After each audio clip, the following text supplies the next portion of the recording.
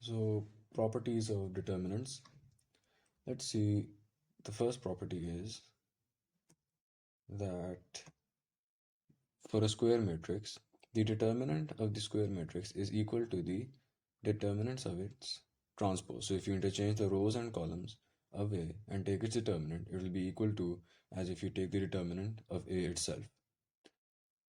The second property is that there is a square matrix A and two rows and two columns are interchanged, then the determinant of the resulting matrix is equal to minus the determinant of A.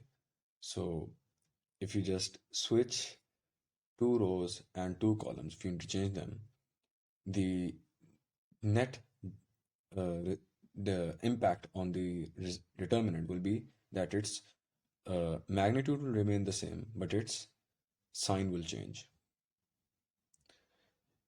And if there is a square matrix A that has two identical rows and two identical columns, then the determinant is equal to 0. So if you have a matrix that has two identical rows, or if it has two identical columns, then the determinant of A will be equal to 0.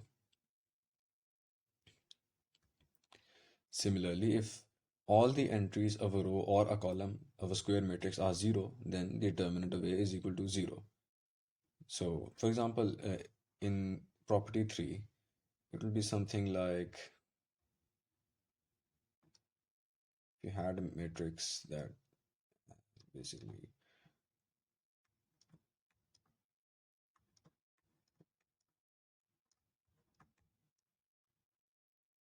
it's the determinant of this matrix will be 0 as it has two identical rows, this row one, two identical columns, column 1 and column 2. Similarly, in number 4, if the entries, let's say the determinant of this here,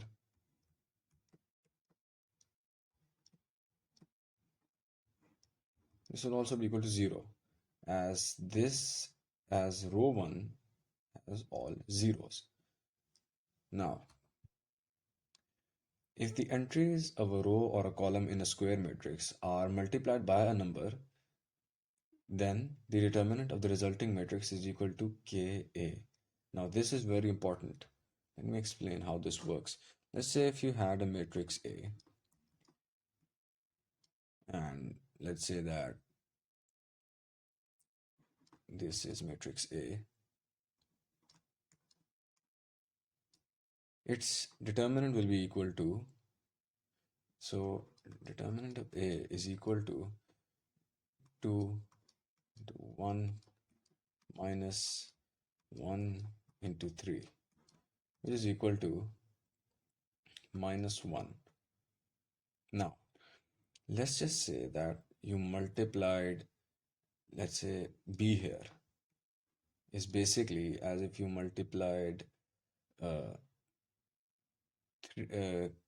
K, a constant K, a scalar K with this, and if you multiplied K with this.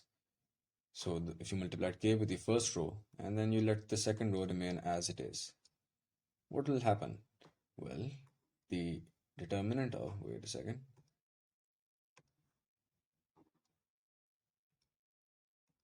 the determinant of B is equal to K to 1 minus K 3, sorry, minus K 1 3. Now what has happened here? Well, as you can see, B can be written down as K into 2 1 minus. So what this says is this is equal to the determinant of A. So this is equal to K A. So what this basically proves is that if you multiply a constant K with the row, with any row of A, it will basically be multiplied, the constant will be multiplied with the determinant of A.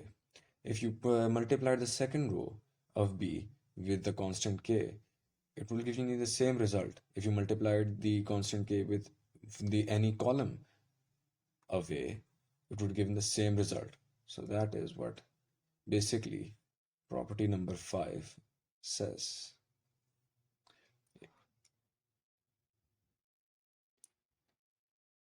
Now, property number 6, if each entry of a row or a column of a square matrix consists of two terms, then its determinant can be written down as a sum of determinants. So if you had this, basically, this can be written down like this.